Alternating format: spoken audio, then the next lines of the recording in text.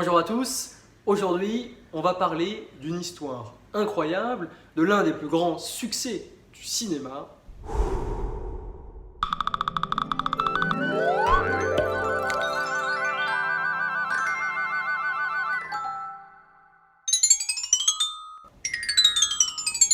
Et oui, aujourd'hui on parle de Star Wars. Star Wars, c'est plus qu'un succès cinématographique, c'est une histoire que tout le monde connaît, c'est une histoire incroyable et c'est aussi une histoire parfaite. Alors là, il y en a peut-être certains, en regardant le titre de la vidéo YouTube, qui se sont dit mais pour qui il se prend pour dire que Star Wars est l'histoire parfaite? Et bien c'est justement ce qu'on va voir. Et pour en savoir plus, il faut revenir à son créateur, George Lucas, scénariste et réalisateur américain, qui au cours des années 70 va réfléchir à cette histoire de Star Wars. Il va y réfléchir mais sans parvenir à mettre un point final à son scénario. Tu ne réalises pas encore ton importance. Tu commences juste à découvrir ton pouvoir. Sois mon allié et je terminerai ta formation. Il existera deux versions du scénario, mais qui ne vont pas réussir à convaincre les producteurs, qui étaient d'ailleurs assez réticents à l'époque. Il faut rappeler que le premier épisode sort en 1977, il s'agit de Un Nouvel Espoir, et à l'époque c'est un pari complètement fou en termes techniques, en termes d'effets spéciaux, et les producteurs, les investisseurs ne croient pas beaucoup à cette histoire, et même George Lucas a du mal à trouver la clé pour que ce récit fonctionne. Je ne sais pas ce qui se passe, mais je suis sûr que c'est ta faute.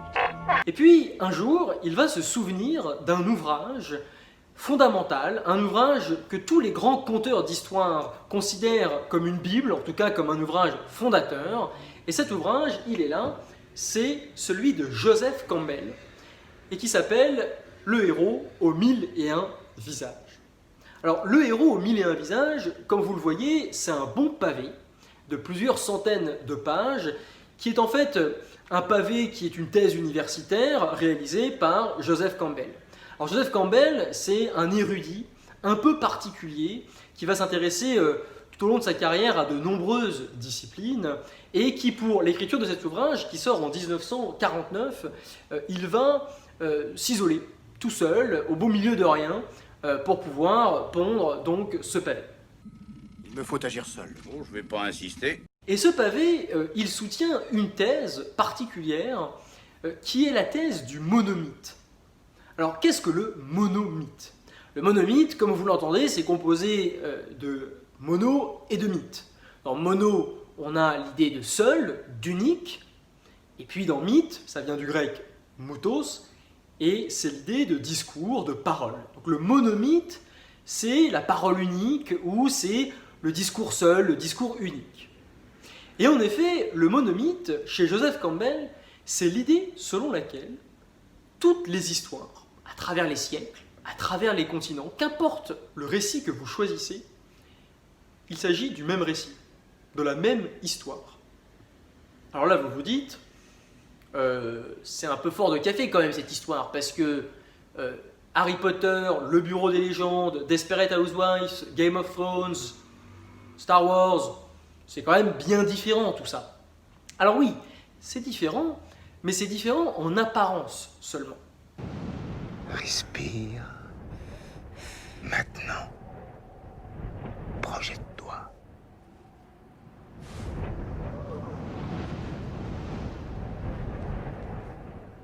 Je sens que ça vient. Tu sens? Oui, oui, ça vient. C'est la force. C'est vrai. Oui, elle est puissante. Et j'avais toi. jamais... Aouh! Prenons une analogie. Vous regardez devant vous et il y a 10 immeubles ou 10 maisons. Ces 10 maisons, elles vont avoir une apparence totalement différente. Plus ou moins grande, plus ou moins large, la porte ne sera pas exactement pareille, les fenêtres ne seront pas de la même couleur, positionnées de la même manière, etc., etc. Ainsi, vous pourriez affirmer qu'il s'agit de 10 maisons différentes. Néanmoins, si l'on regarde plus profondément, ou plutôt si on rentre dans les coulisses de ces maisons, qu'est-ce que l'on observe? On observe la structure de ces maisons, c'est-à-dire comment elles sont construites. Et c'est justement en regardant ce comment les secrets de fabrication de ces maisons, qu'on trouve ce que l'on appelle des invariants, c'est-à-dire que l'on trouve des choses qui sont communes à l'ensemble de ces maisons. On trouve des fondations, on trouve un certain nombre de respects des normes de sécurité, des normes physiques pour que ça tienne debout, pour que ça résiste au choc, etc., etc. Autrement dit, quand on dépasse la surface des choses, on obtient un squelette, quelque chose qui est là et qui demeure là et qui est commun à l'ensemble des maisons. Les Datari feront l'affaire. Non, elles feront pas l'affaire. Non, mais tu te prends pour un Jedi ou quoi? Faire des passes avec les mains comme ça? Je suis toïdarien. Ton truc mental, ça marche pas avec moi. Pour les histoires, c'est exactement la même chose. Derrière la grande diversité que nous constatons en apparence, les histoires sont fabriquées de la même manière. Elles respectent les mêmes étapes. C'est ce que l'on appelle un schéma narratif ou une structure narrative. Si de tels pouvoirs tu détiens, pourquoi chercher à fuir? Alors, notre George Lucas, il ne savait pas comment terminer son scénario, comment le faire tenir debout, comment faire évoluer ses personnages, comment avoir une résolution des conflits, etc., etc. Et bien justement, il lui fallait pour cela suivre une recette avec des ingrédients précis. Et c'est là où la structure du monomythe, la structure qui a été découverte par Joseph Campbell, est très utile. Alors avant d'en venir à quelle est cette structure, quels sont les ingrédients, tout d'abord, comment il a eu cette idée? D'où lui est venue cette idée que toutes les histoires pouvaient en réalité être les mêmes, elles pouvaient se ressembler dans la manière dont elles sont construites? Eh bien, il a fait quelque chose de très simple, c'est qu'il a rassemblé des centaines et des centaines de récits et il les a comparés. C'est ce qu'on appelle la mythologie comparée. Les chances de traverser un champ d'astéroïdes avec succès sont approximativement de 1 sur 3720. C'est moi et les probabilités. Il a pris les contes arthuriens, il a pris les grandes religions monothéistes, il a pris des mythes, il a pris des fables, il a pris des récits contemporains, il a pris des récits et des histoires à travers le temps, à travers les cultures, à travers les zones géographiques, et puis donc il a comparé tout ça. Et en comparant tout ça, il s'est rendu compte qu'effectivement, il y avait des ingrédients que nous retrouvions toujours. Je ne vois pas de quoi vous voulez parler. C'est bien dommage. Mais alors, d'où lui vient peut-être encore plus fondamentalement cette idée? Est-ce que c'est simplement le fait de lire des récits, de regarder des films, qui l'a fait penser que ces histoires, finalement, elles se ressemblaient beaucoup et donc qu'il devait y avoir, anguille sous roche, il devait y avoir quelque chose? En fait, ça vient aussi de plus loin. Il y a une explication qui est plus fondamentale, et c'est une explication qui mobilise l'auteur Carl Jung. Carl Jung, c'est un psychanalyste, c'est en fait un disciple de Freud, et Carl Jung, il va avancer un concept très fort, qui est le concept d'archétype. Carl Jung, il va nous dire en effet que nous avons des archétypes en nous, un archétype étant une représentation commune, une représentation mentale que nous avons en nous, et qui est commune, c'est-à-dire que nous partageons avec l'ensemble des êtres vivants. Donc que vous soyez un homme ou une femme, qu'importe que vous vivez en 2020, en 2383 ou au 8e siècle avant Jésus-Christ, eh bien, vous avez des représentations communes, qui sont communes à tous les hommes. Ces représentations mentales, c'est par exemple les notions de bien et de mal. Dans les faits, nous n'avons pas les mêmes repères pour dire qu'est-ce qui est bien ou qu'est-ce qui est mal. Nous n'avons pas les mêmes opinions sur ce qui est bien ou mal. Mais néanmoins, nous sommes capables de mobiliser ces catégories de pensée, ces catégories mentales, que sont le bien et le mal. Elles sont en nous. On a la possibilité de regarder le monde à travers ce prisme du bien et du mal. Et ça, déjà en soi, ça veut dire qu'on partage quelque chose, cette représentation mentale, ce que Jung appelle donc un archétype. Eh bien, Jung et Campbell arrivent à dire qu'il en est de même pour un certain nombre d'ingrédients qui sont au cœur des histoires. Par exemple, en chacun d'entre nous, nous sommes capables de reconnaître la figure d'un héros, mais également d'une quête ou d'un mentor. C'est en nous, et ça nous le partageons. Que vous soyez un Péruvien vivant à l'époque médiévale, un Japonais vivant dans le futur, ou ici bien présent en France sur Terre, eh bien, nous avons en nous ces archétypes qui sont liés aux histoires. D'où viens-tu? De nulle part. Personne ne vient de nulle part. De Jakku. Effectivement, tu viens de nulle part. Alors quelles sont les étapes principales de cette structure narrative? Quelles sont les grandes étapes du déroulement d'une bonne histoire, d'une histoire qui fonctionne? Il y en a 3. La première, c'est l'étape que Joseph Campbell appelle de la séparation, du départ. Toute histoire commence par une séparation, un départ. Et en effet, si on pense par exemple à Harry Potter quitte la maison de sa famille adoptive pour rejoindre l'école des sorciers, Poudlard. Si l'on regarde Matrix, Neo suit le lapin blanc, qui fait penser bien évidemment à Alice au Pays des Merveilles, et entre dans un autre monde. Il s'en va du monde qui était le sien, le monde de sa vie quotidienne. Donc il y a toujours séparation d'avec ses amis, départ de sa ville natale. C'est comme ça que débute une histoire, qu'elle se met en mouvement.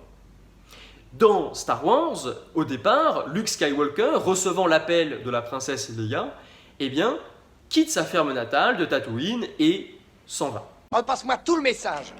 Comment, quel message? Mais voyons celui que tu viens de passer. La deuxième étape, c'est l'étape de l'initiation. En effet, Joseph Campbell nous dit que l'histoire repose sur une quête initiatique. Et donc, il utilise le terme initiatique car il y a véritablement initiation au sens où le personnage principal, le héros, celui que l'on suit, va grandir. Il va, face à des obstacles, face à des défis, face à des forces du mal, grandir. Il va devoir développer de nouvelles compétences. Il va devoir apprendre de nouvelles techniques, de nouveaux savoirs.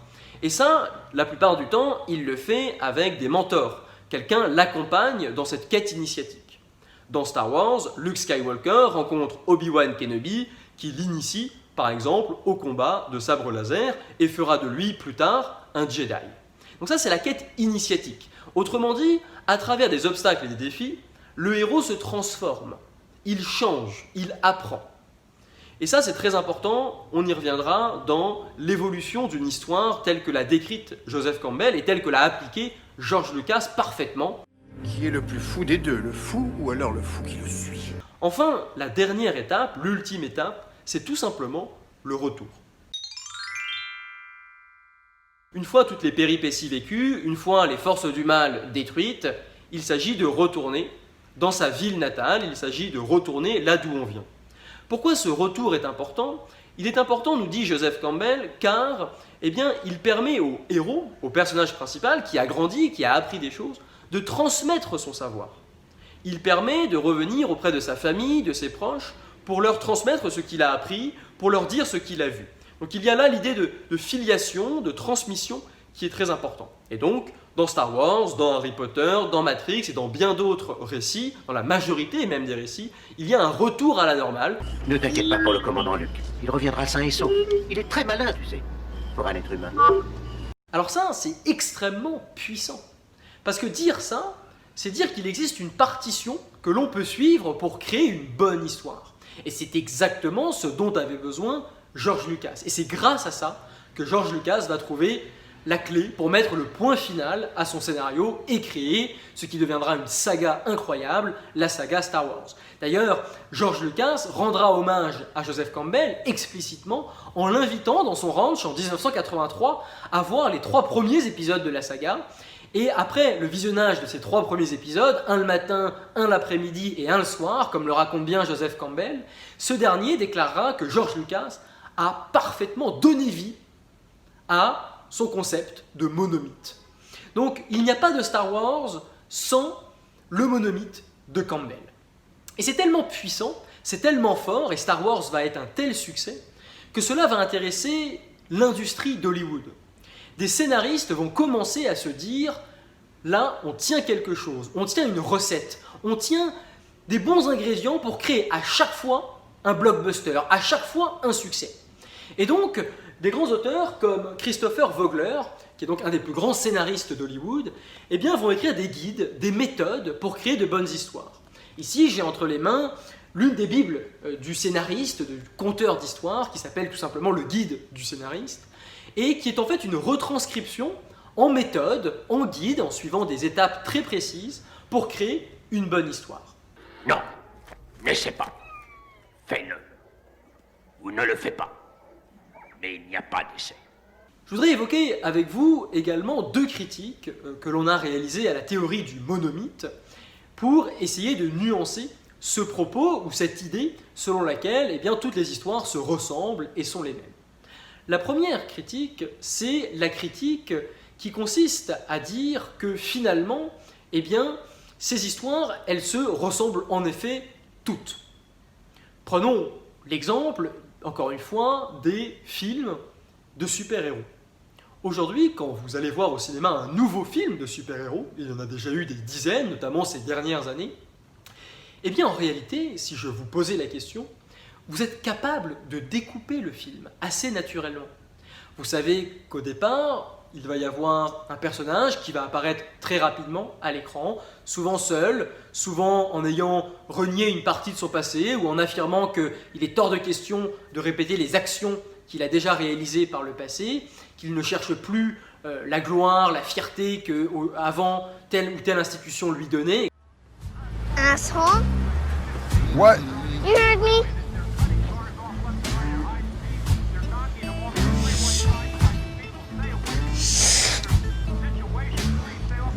Et puis finalement, le monde bascule, l'humanité est en danger, une crise nucléaire est annoncée, les forces du mal reviennent sur Terre, et ça va nécessiter d'aller reconvaincre à nouveau le héros.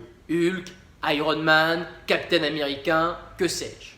Et comme par hasard, le héros va dire « Bon allez, dernier tour de manège, j'y vais, ok, j'ai compris, je vais sauver la situation. » Il y va, et il rencontre une première fois les forces du mal, le grand méchant. Et que se passe-t-il? Évidemment, parce qu'on est dans la première partie du film, point de tension, premier point de tension majeur, il perd, il est mis en difficulté, il n'y arrive pas.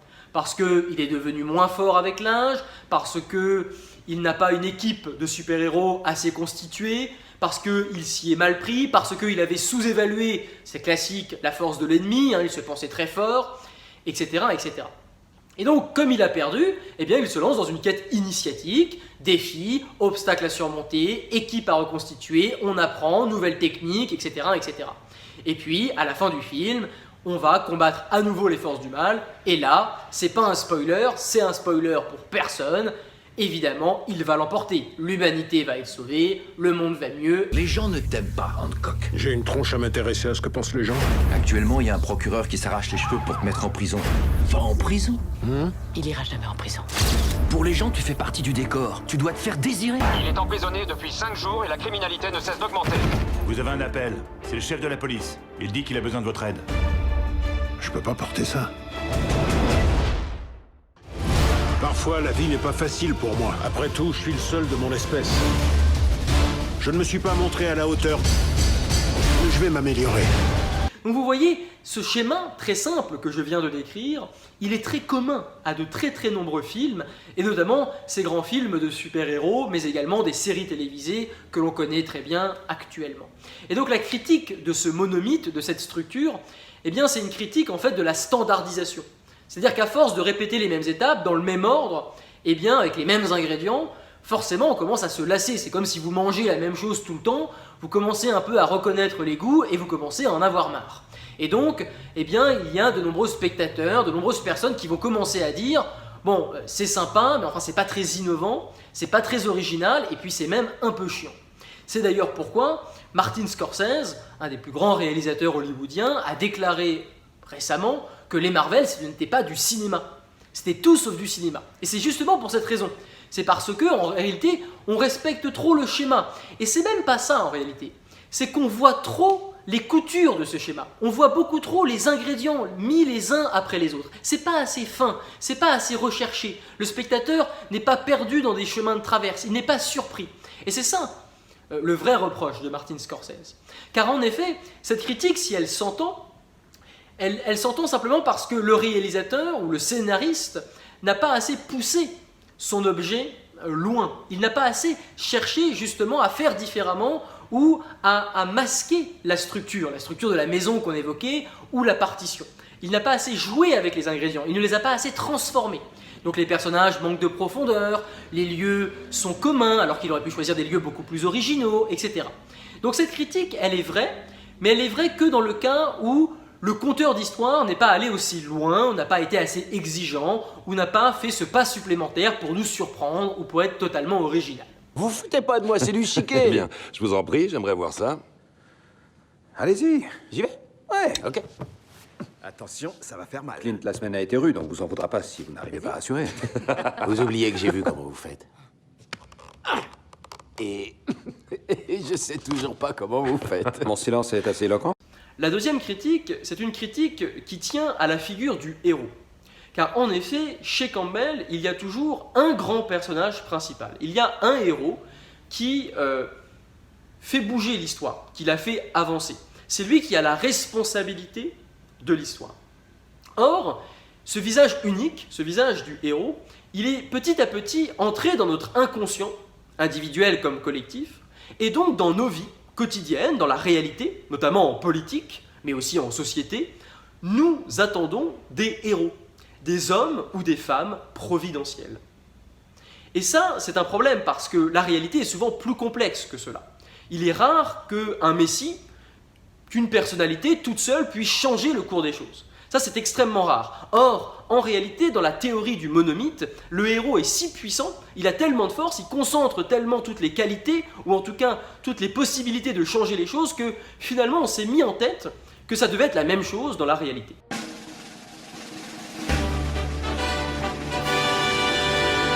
Qui par sa force, son courage, sauvera l'Amérique. Qui pour le bien mènera une lutte héroïque. Qui chaque jour défendra le rêve américain, portant bien haut le drapeau du peuple américain. De Washington à LA, c'est le port bannière étoilé. Nous rentrerons beaucoup plus dans les détails dans d'autres vidéos pour donner quelques éléments supplémentaires sur la figure du héros. Quelles doivent être ses qualités, comment doit-il être constitué, mais également la figure du mentor, mais également comment le méchant doit avoir les qualités qui sont les exacts défauts du héros pour qu'il s'oppose de manière frontale, comment instaurer du suspense, de la tension, etc., etc., etc. Ainsi, on mettra le doigt sur différents ingrédients qui sont essentiels pour avoir une bonne recette narrative, une bonne structure narrative et donc un bon récit. Pour cela, abonnez-vous à la chaîne YouTube Destination Narratopia, partagez cette vidéo et à très vite. Bon voyage.